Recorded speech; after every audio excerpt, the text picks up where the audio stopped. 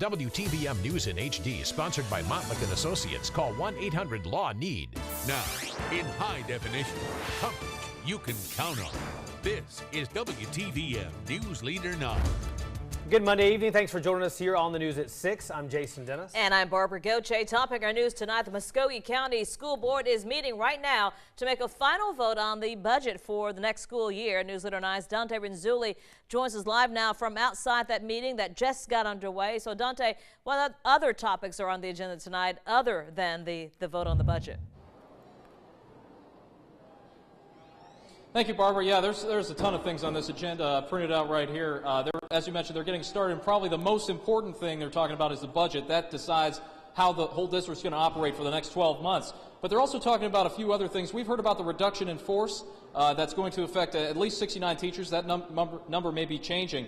But there's also going to be some principals appointed to elementary schools and assistant principals. So it's not just teachers being laid off. Some people are getting promotions and new jobs as well. Georgia Appleseed Foundation is also going to be donating a check to the district, and this is so that they can create an electronic monitoring system to check up on student behavior problems. The superintendent had always said that he wanted to notify parents immediately, possibly through text message, when students are misbehaving so that they know right away, and this is part of that. So this meeting's getting started right now. We don't want to miss any of the details, and we're going to bring them to you in the later newscast. I'm live in the Public Education Building for News Leader 9. I'm Dante Renzulli. All right, thank you, Dante. Well, tonight, a Lee County judge has set an extremely high bond for a former fugitive from justice captured Friday after a month on the run. This has investigators search for those suspected of helping him elude capture. News Leader 9's Elizabeth White was in court today as Heath Holloway made his initial appearance. She joins us now live from our East Alabama newsroom with more from court. Elizabeth? Well, Jason, late this afternoon, Judge Steve Speakman, believing Heath Holloway to be a flight risk and a danger to society, set a $1 million bond in his case, adding that the first $75,000 of that $1 million bond had to be presented in cash. Holloway faces some 30 charges in both Alabama and Georgia, including assault, attempting to elude, leaving the scene of an accident, theft, and drug possession. Holloway looked stunned when he was handed down the $1 million bond. Law enforcement officers were pleased with that amount, and tonight they are searching for persons who may have helped Holloway avoid capture while he was on the run. We had received information that he was being assisted by individuals in the community that he was acquainted with. We are, as we speak, investigating those allegations and uncovering evidence in that regard. And if we are able to find enough evidence to bring charges, then we are certainly going to do that in regard to anyone that assisted Mr. Holloway during the time that he was out. Sheriff Jones says it was information and tips from the public that led to Holloway's capture on Friday after a massive multi-state search. Sheriff Jones says as a fugitive from justice, Holloway got into several chases with police, and in one car chase happening on May 10th, Holloway ran his vehicle into a family's vehicle, causing minor injuries to several people inside that car. Sheriff Jones says he is thankful no one was seriously injured before or during his capture. Meanwhile, Holloway will be back in court on June 9th to have an attorney appointed to him. Reporting in East Alabama, Elizabeth White, WTVM News Leader 9. All right, Elizabeth, thank you. A Talbot County man is back in court after allegedly trying to shoot down a State Patrol helicopter during a drug investigation. News Leader 9's Brittany Dion was in court today. She has reaction from his family and attorney about why he took aim. With the population of around 100 people, Geneva, Georgia has that small town, down home country feel. But on Wednesday, June 11th, during a drug investigation, state officials say they encountered something much more dangerous than the marijuana plants they were looking for. There were people in the community that were concerned about their livelihood. As the Georgia State Patrol surveyed the area in a helicopter, they report seeing a man on the ground pointing a gun at them. 59-year-old James Fryer claims the chopper hovered over his home on Tazewell Highway, creating a dangerous environment for the chickens he raises. This is a community where people will raise livestock, agricultural community, and the copters, when they fly low, can cause a good deal of damage. Fryer reportedly used a 12-gauge shotgun to fire a bird shot similar to this one. His attorney says he was only trying to warn the chopper, not take it down. This was not a marked helicopter. It was not marked as belonging to the government or belonging to anyone, and he had no idea what that helicopter was doing there. Authorities report the helicopter sustained damage to its main rotors. Fryer's attorney, David Helmick, says several of Fryer's chickens died or ran away, costing him a financial loss. Our cameras were not allowed inside the preliminary hearing in federal court Monday. The state argued Fryer broke the law when he fired the gun, whether he meant to warn them or not. My father didn't deserve to be in a penitentiary. He's not a criminal. Fryer's daughter, Jamie Weaver, testified he is disabled and suffers from several ailments. She says Fryer has lived in Talbot County for years and loves the home he shares with his wife. After spending the weekend in jail, he will be released on bond. We're pleased that they're letting him come home where we can take care of him and get him the care he needs. Now, Fryer was given a signature bond and has been released from the Muskogee County Jail. He is ordered to undergo mental health treatments and surrender his guns and passport. Now, there's much more to this story. Head to our website at WTVM.com for those details. Back to you, Jason. All right, thank you, Brittany. The Georgia State Patrol is investigating after a man is killed overnight in a hit-and-run accident on Interstate 85 in Harris County. The victim's body was found about a quarter-mile past the impact site. Troopers say it's not clear whether the man was dragged by the vehicle, but they do say that evidence left behind may help them find that runaway driver. Investigators say it's illegal to walk on the interstate, and they do not know why the victim was on the side of the road.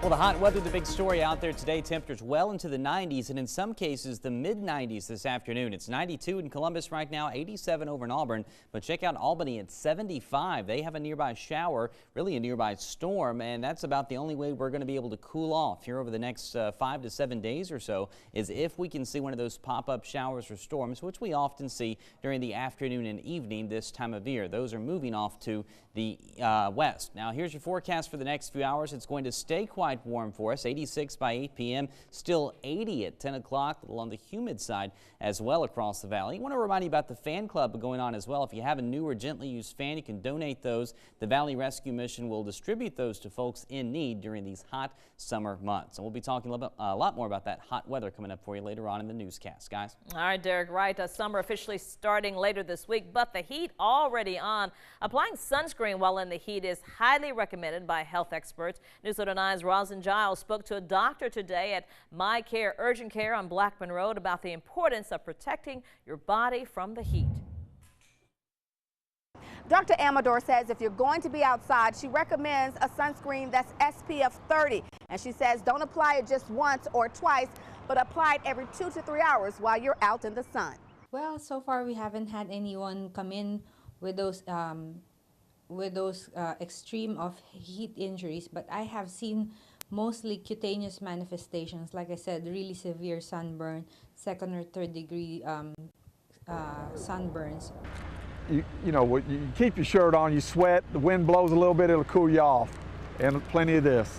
So I furnish all the water for my guys. When they get hot, I tell them, say, get down, go get a cool air, sit down, take you some water, and go back to work. Good advice from both Dr. Amador and construction worker Robert Fox. So play it safe if you have to be out in the sun.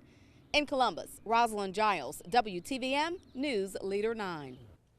Phoenix City leaders are unveiling a program to restore public cemeteries across the city. Newsletter 9's Tyrone McCoy has more details on how the new plan could affect how and where your loved ones are buried.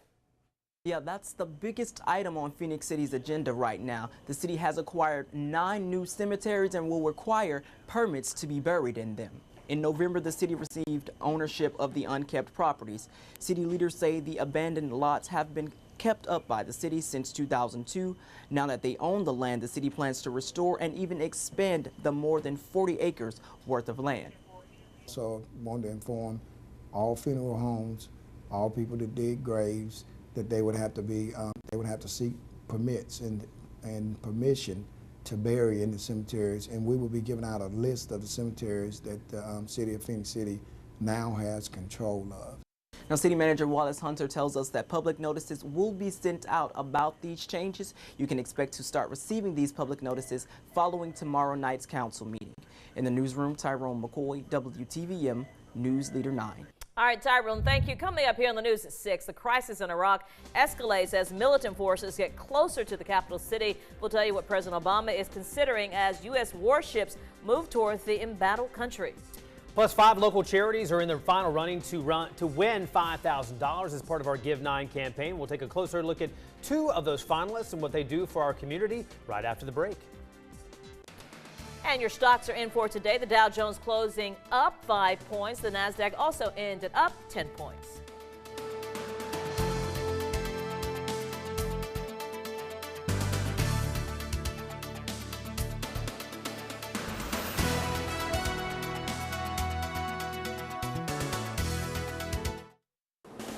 You're watching News Leader 9 with Barbara Gauthier, Jason Dennis, meteorologist Derek Kincaid, and Dave Platt with sports. As militants get closer to the capital city of Iraq, 4 American warships have now moved into the Persian Gulf, including a carrier packed with missiles and fighter jets. In this developing story tonight, President Barack Obama considers airstrikes to help the Iraqis fight back against the extremist group that calls itself ISIS. Meantime, Iraqi civilians are coming to the aid of their government. Thousands of young Shia Muslim men, including some teenagers, came out to volunteer to fight back against the extremists. I do not believe the president is going to just sit by and allow that to take place. Graphic photos that allegedly show mass executions of the American-trained Iraqi soldiers were released over the weekend by ISIS. Their goal is to establish a strict Islamic state in the region, and they've taken control now of vast swaths of territory already in northern Iraq. Closer to home tonight, we take a closer look at 2 local charities who are among the finalists for WTVM's Give 9 campaign. The Autism Hope Center and Liberty Theater and Cultural Center are both hoping for your vote to help them win $5,000 courtesy of WTVM and Headquarter Nissan. Leaders of both charities tell us why their work in the community is so important. To get a diagnosis that your child has autism is just devastating. It's like all your hopes and dreams that you ever had for that child are just gone. And so you have to pick yourself up and say, you know, okay, now what can I do to help my child? All of the great performers that we know, the Cap Callaways, the Bessie Smith, and especially our own Ma Rainey, performed here on this Liberty stage. This is the history of this theater, and it's something that should be preserved. The Autism Hope Center and Liberty Theater are 2 of the 5 finalists for Give 9. The others include the New Life Second Chance Outreach, Pedaling for Kids, and Warrior Outreach. Now, we will give you more details about the other finalists over the next couple of weeks. To vote, just text Give 9 to 40909 and follow the prompts. Voting continues through the end of June. You know, last week we had a kind of a up and down a little bit with the rain and some severe weather even, but this week I guess it's going to be pretty level. Yeah, pretty level, and that leveling will be the heat, right, Derek?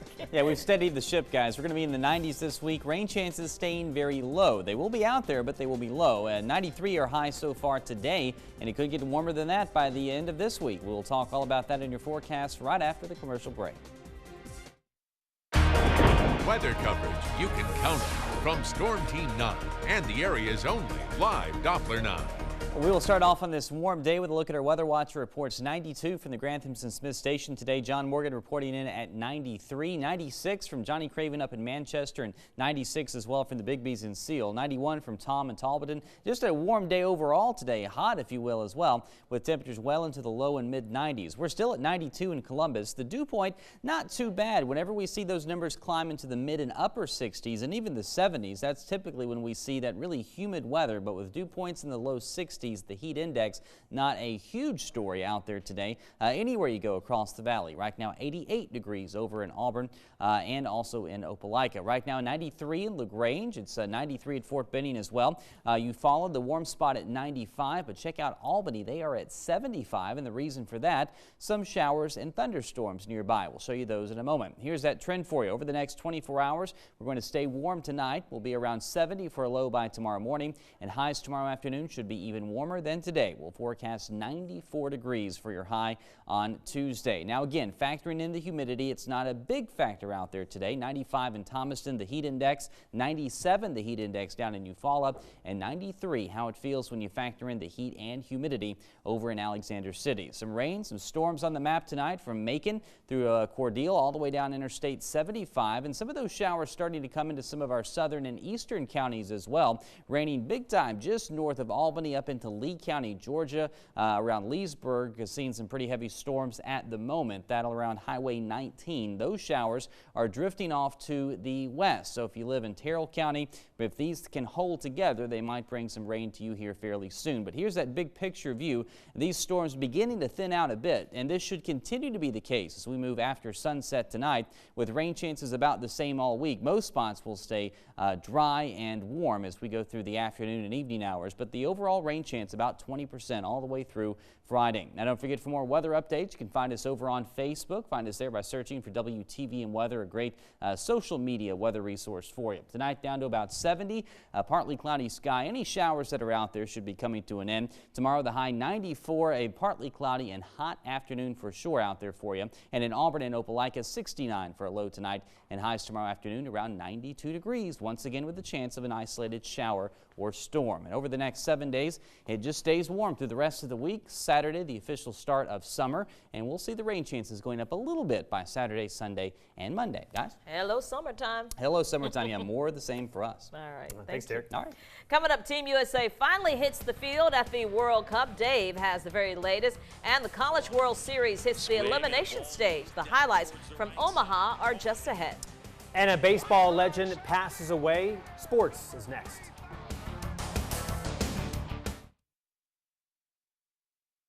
Now from Sports Leader 9, Dave Platt. Yeah, for the rest of the world, it's the biggest sporting event there is. This evening, Team USA gets in the game with their opening contest at the World Cup. We now catch up with Kim Smith, who's catching up with local soccer fans. Kim. Well, hey, Dave, the energy here at Buffalo Wild Wings is absolutely crazy. As you know, the World Cup started last week, but many people here in Columbus have been waiting for today. The U.S. taking on Ghana, and so many fans. I mean, you couldn't tell. You would think this was a real American football game. How many fans are packed into this building right now? A lot of people are interested and anxious to see how the Americans will come out in this opener, because Ghana knocked off the Americans in the 2010 World Cup. And so a lot of people have a lot of interest in this game today. As you can see behind me, a lot of fans here at the Buffalo Wild Wings excited to see how this team will play out, how this match will go. People were chanting a lot of red, white, and blue around the building, and a lot of people will be sitting here to the very end of this match cheering on the U.S. Back to you, Dave. All right, Kim, thank you very much. And by the way, in the very first minute, Clint Dempsey scored. In fact, it was about 30 seconds into the match. So yes, USA leading Ghana 1-0 early on in the game. Now, in the other half of Group G, Thomas Mueller of Germany lining up a penalty kick in the 11th minute versus Portugal and converts, and that makes it 1-0. And then corner kick in the 32nd minute for Germany. Toni Kroos sends it in front of the net. Mats Hummel heads it home to make it 2-0. Now this is important. 37th minute. Mueller and Portugal defender Pepe tangle. Mueller goes down. Well, Pepe's mad because he thinks Mueller flops, but you don't headbutt people. Yeah, well, Pepe gets a red card, tossed from the game, and he cannot play Sunday against Team USA. And meanwhile, Mueller wrapping up a big day in the 78th minute, converting a rebound for his third score of the afternoon. Germany a winner over Portugal, 4-0 your final score. One other match today out of Group F, Iran and Nigeria played to a 0-0 draw. All right, let's hit the diamond elimination game of the College World Series. Louisville shooting themselves in the foot. Fourth inning, the Casey Clemens grounder booted. CJ Hinojosa scores, and it's 2-0 Texas. Cardinals committing 4 errors today. Meanwhile, the Longhorns making the plays. Colin Lyman, a flare to right. Second baseman Brooks Marlowe over the shoulder catch and turns it into a double play. And pitcher Parker French approves. Texas eliminating Louisville 4-1 your final score. We have sad news to report. Baseball Hall of Famer Tony Gwynn lost his battle with cancer today. Gwynn, 54 years old. He was a lifetime .338 hitter, racking up 3,141 hits in his 20-year career, all with the San Diego Padres. He topped 200 hits 5 times in his career. He was a 15-time All-Star. He went on a coach's college alma mater, San Diego State, for 12 seasons.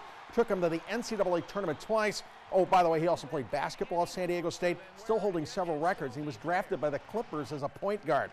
He was a first ballot Hall of Famer in 2007. He got over 97% of the vote. Tony Gwynn, a great player.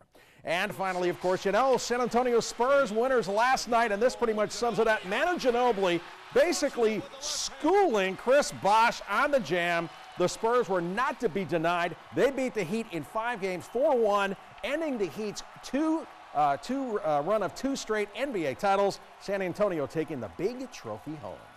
That's a look at sports. All right, Dave, thank you. And coming up, Derek has one last look at our forecast.